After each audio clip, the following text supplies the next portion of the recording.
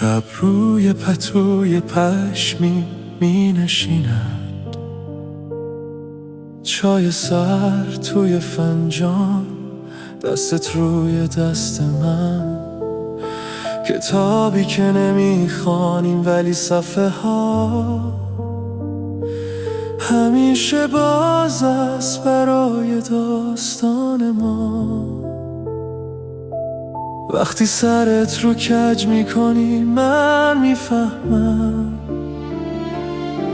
همون جمله‌هایی که هرگز ننوشتی. عشق ما یه نگاهه که دیر نمیشه، یه نفس که توی سینم جا میشه. نه قسم نه قول، فقط این حضور ساده، منم راه تو تا آخر راهم.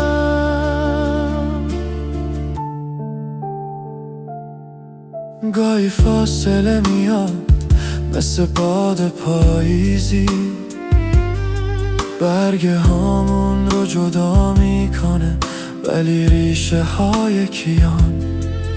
توی خوابم دست تو لمس میکنم، نه با انگشت، با اون آرامشی که مال ماست.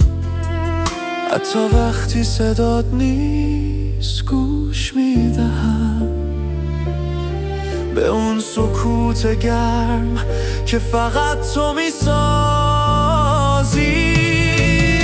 عشق ما یه نگاهه که دیر نمیشه، یه نفس که توی سینم جا میشه. نه قسم نه قول، فقط این حضور ساده، منم راه تو تا آخر راهم.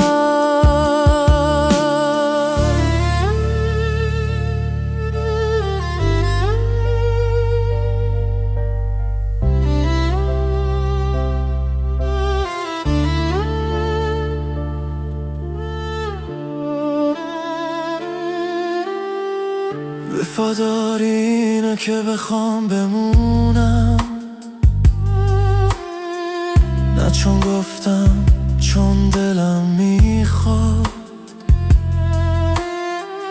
نفس کشیدن بدون تو مثل نفس کشیدن توی آب.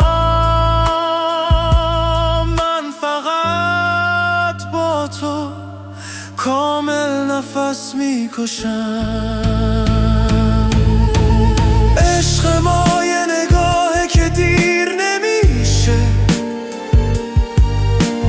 یه نفس که توی سینم جا میشه. نه قسم نه قول، فقط این حضور ساده، منم راه تو تا آخر راهم.